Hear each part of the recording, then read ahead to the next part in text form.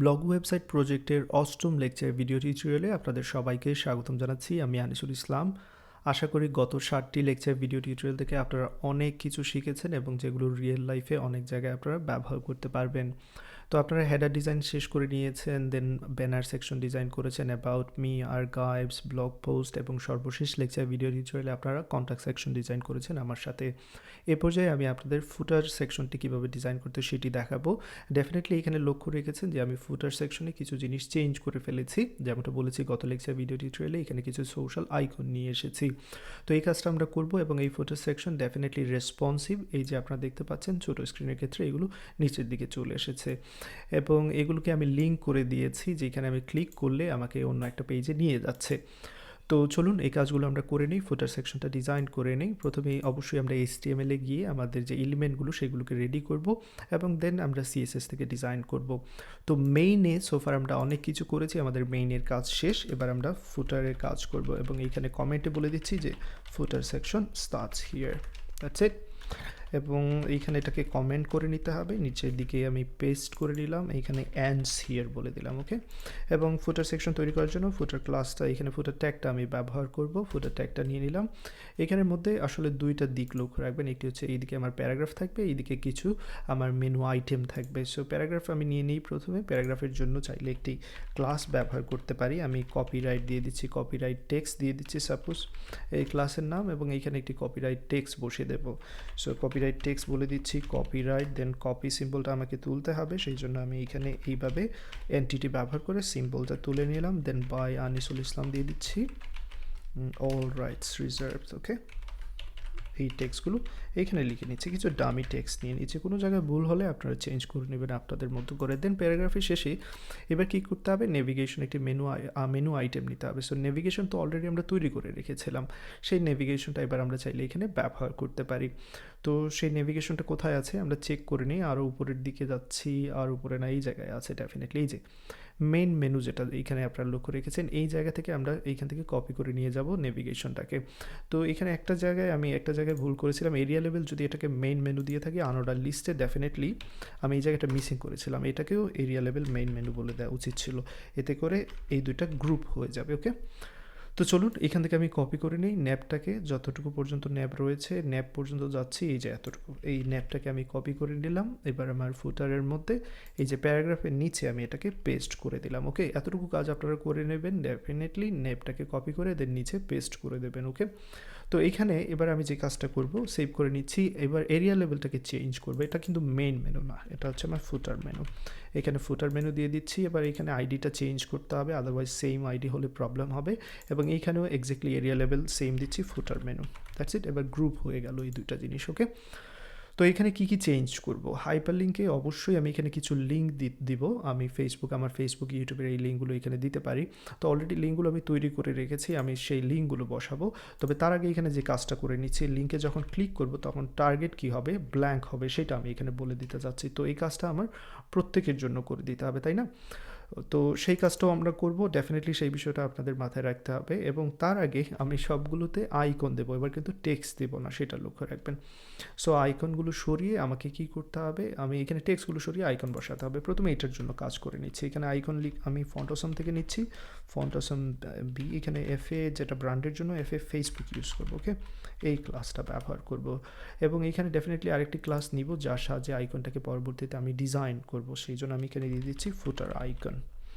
আপনারা যে কোনো কিছু দিতে পারেন, বাট যেহেতু আমার সাথে কাজ করছেন সেক্ষেত্রে আমার সাথে মিল রেখে এই কাজটা করবেন, ওকে।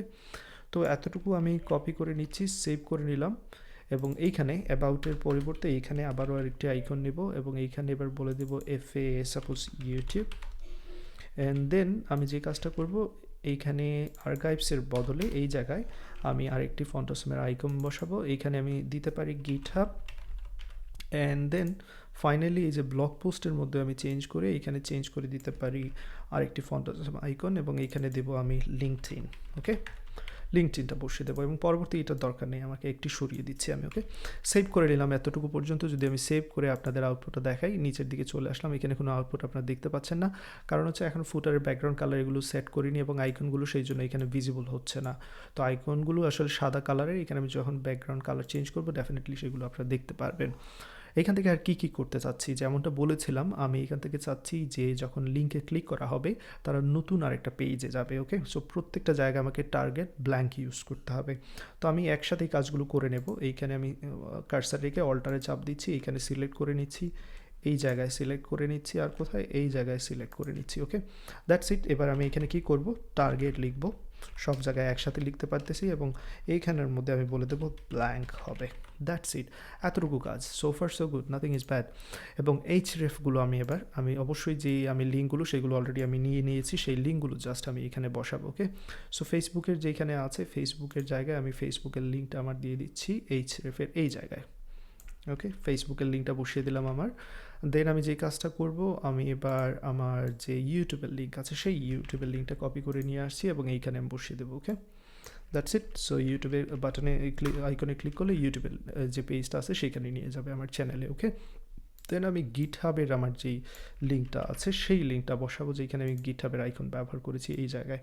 সর্বশেষ যে কাজটা করব, ডেফিনেটলি আমার লিঙ্কডইনের যে আইডি আছে, যে ইউআরএলটা আছে সেটা আমি নিয়ে আসবো এবং লিঙ্কডইনের যে জায়গায় আমি লিঙ্কডইন ব্যবহার করেছি সেই জায়গায় ডেফিনেটলি আইকনের জায়গায় এইচআরএফটা আমি চেঞ্জ করে দিচ্ছি, সেভ করে নিলাম। তো সোফার এখানে অনেক কিছু করেছি, বাট এখানে ভিজুয়ালাইজ হচ্ছে না। চলুন আমরা ভিজুয়ালাইজ করার জন্য স্টাইলিংটা শুরু করে দিই। ওকে, এখানে কি করেছি আশা করি এগুলো আপনারা দেখতে পেয়েছেন এবং আমি একটু ছোটো করে নিচ্ছি যদি আপনারা এখানে দেখতে না পান, আশা করি এবার দেখতে পাবেন। তো ফুটারের মধ্যে দেখতে পাচ্ছেন প্যারাগ্রাফে কপিরাইট টেক্সটটা নিয়েছি, নেভিগেশনের জন্য এখানে এরিয়া লেভেল সেট করেছি, ইউএল যেটা কপি করে আমরা নিয়ে এসেছি সব কিছু, জাস্ট টার্গেট চেঞ্জ করেছি, এইচআরএফ চেঞ্জ করেছি, টার্গেটটা অ্যাড করেছি আর এইচআরএফটা চেঞ্জ করেছি আমরা। ওকে, এবং কিছু আইকন অ্যাড করেছি প্রত্যেকটার জন্য। দেন এবার সর্বশেষ কাজ, আমরা স্টাইলে চলে যাচ্ছি এবং এইখানে আমি যে কাজটা করব এইদিকে সরিয়ে নিচ্ছি যাতে করে আপনাদের দেখতে সুবিধা হয়। এতটুকু আমি এইদিকে আরেকটু বড় করে রাখবো, এটা স্টাইলটাকে এতটুকু করে রাখবো এবং এইটাকে ছোট করে নিচ্ছি, তাহলে স্টাইলটা আপনারা খেয়াল করতে পারবেন।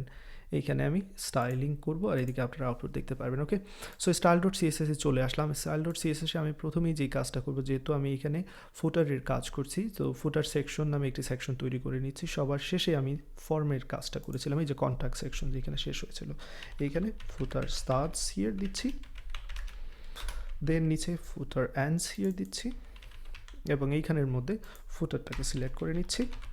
ফুটারের মধ্যে যে কাজ করব, আমি ব্যাকগ্রাউন্ড কালারটা প্রথমেই দেবো, কারণ আপনারা অবশ্যই দেখতে পাচ্ছেন না কি আউটপুট এখানে পাচ্ছি আমরা।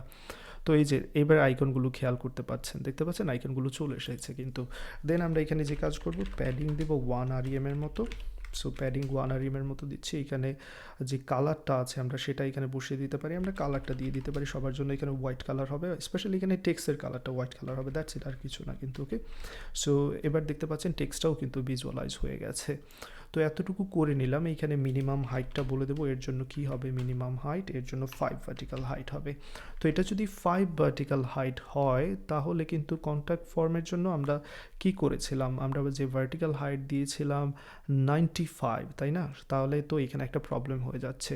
তো সেই ক্ষেত্রে আমি কন্ট্যাক্ট ফর্মে যদি চলে যাই, কন্ট্যাক্ট ফর্মে যেখানে ছিল আমার এই যে কন্ট্যাক্ট ফর্ম, এটা এইখানে সেকশনের মধ্যে এইখানে আমি যদি মিনিমাম হাইটটা বলে দেই 90, বলে দেই 90 ভার্টিক্যাল হাইট। ওকে, তাহলে কি হবে, এটা তো 5 ভার্টিক্যাল হাইট নেওয়ার কথা, এটা নেবেন 90 অ্যান্ড দেন 5 ভার্টিক্যাল হাইট কিন্তু এখনও বাকি থাকবে, এই জায়গায় আমি বসিয়ে দিলাম। ওকে, তো চলুন আর কি বাকি আমরা দেখি। এইখানে ফুটার সেকশন আমরা করে নিই। আমরা এখানে অবশ্যই ফ্লেক্স লেয়ার ব্যবহার করব, ডিসপ্লে ফ্লেক্স করব এবং এইখানে জাস্টিফাই কন্টেন্ট দিয়ে আমি স্পেস বিটুইন দেবো, দুইটা দুই দিকে চলে যাবে। ওকে, স্পেস বিটুইন দিলাম। তো বড় স্ক্রিনে এটা এমনিতেই চলে এসেছে, দেখতে পাচ্ছেন। আরও যদি বড় করি তাহলে ডেফিনেটলি বুঝতে পারবেন, এই যে দুটা দুই দিকে চলে এসেছে, স্পেস বিটুইন হয়েছে ঠিকঠাক মতো।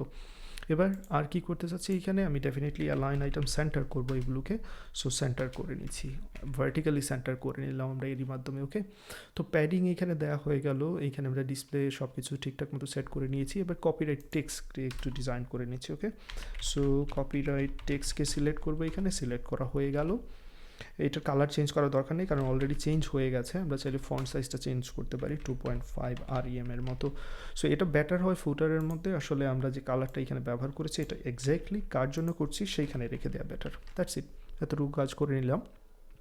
এবার এইখানে কপিরাইট টেক্সটের ফন্ট সাইজ আমি 1.5 REM দিতে চেয়েছিলাম, বাট এটা অনেক বড় হয়ে গেছে, 2.5 REM হয়ে গেছে। তারপর যে কাজটা করব, ফুটারের আইকনগুলো নিয়ে কাজ করব আমি। ফুটারের আইকনগুলো যেগুলো আছে সেগুলোর সাইজ একটু চেঞ্জ করে দেবো। তো চলুন সেগুলো করে দেই। ফন্ট সাইজ 2.5 REM এর মতো, দ্যাটস ইট। দেখি কী অবস্থা, দেখতে পাচ্ছেন এখানে 2.5 REM এর মতো হয়ে গেছে। তো এবার এটাকে রেসপন্সিভ আমরা করব ডেফিনেটলি, তাই না? রেসপন্সিভ এটা 992 পিক্সেলের যথেষ্ট ভালো আছে, 768 পিক্সেলের জন্য যথেষ্ট ভালো আছে, বাট 600 পিক্সেলের জন্য আমরা একে রেসপন্সিভ করব। তো 600 পিক্সেলের জন্য আমি কী চাচ্ছি লক্ষ্য রাখবেন, আমি তখন চাচ্ছি যে এগুলো এই যে এটা তখন ফ্লেক্স ডিরেকশন আর রো থাকবে না, আমি চাচ্ছি কলাম ওয়াইজ হবে প্রথমে, অর্থাৎ এই অংশ উপরে থাকবে আর এই ফুটারের এই যে নেভিগেশনের সেকশনটা নিচে থাকবে।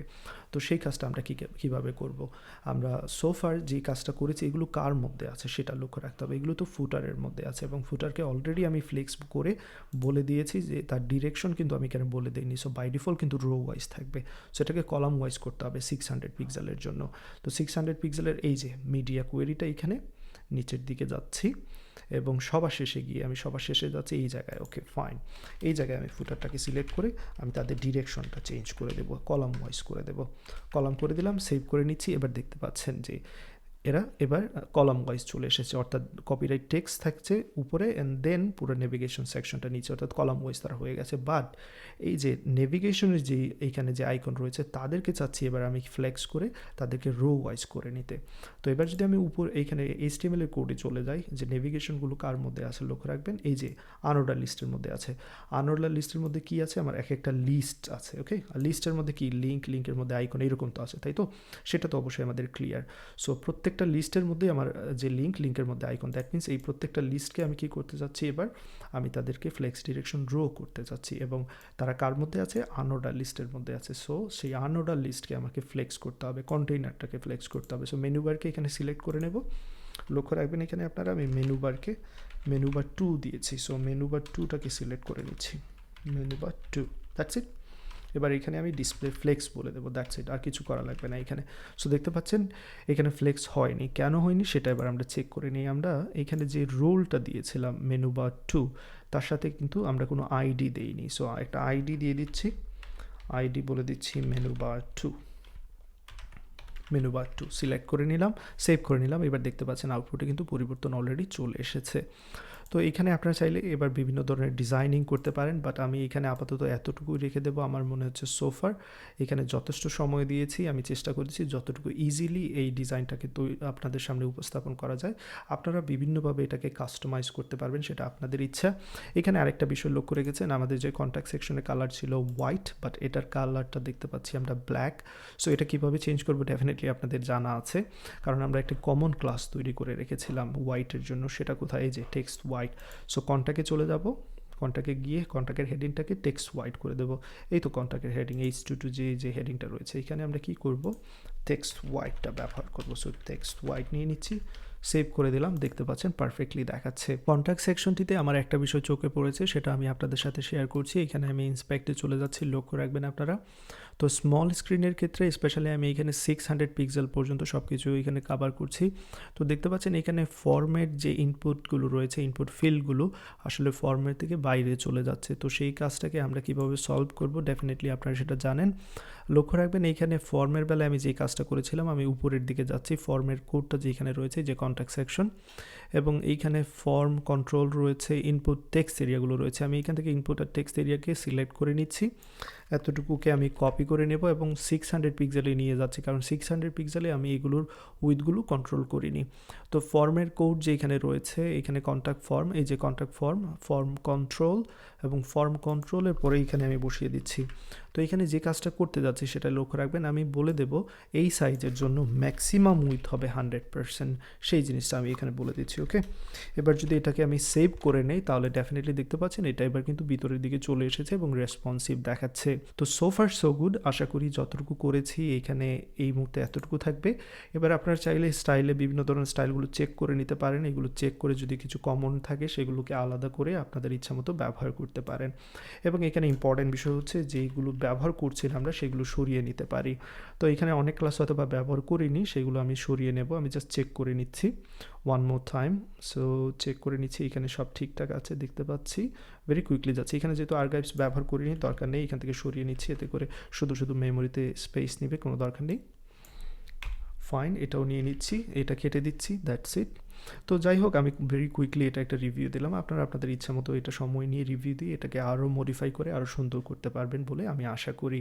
পরবর্তী ভিডিও টিউটোরিয়ালে আমি যে কাজ করব, যেহেতু এই প্রজেক্টটি আমাদের কমপ্লিট হয়ে গেছে, এবার এটাকে আমি আপনাদের ডিপ্লয় কীভাবে করতে হয় সেটা দেখাবো। সো ডিপ্লয় করার পর আপনারা কী করতে পারবেন সেই লিঙ্কটা আমার সাথে শেয়ার করতে পারবেন। আশা করি আপনারা এই প্রজেক্টটি যথেষ্ট উপভোগ করেছেন। এবার আপনাদের কাজ হচ্ছে বেশি করে প্র্যাকটিস করা। তো চলুন পরবর্তী ভিডিও টিউটোরিয়ালে আমরা দেখে নিই কীভাবে এই ওয়েবসাইটটিকে ডিপ্লয় করতে হয়।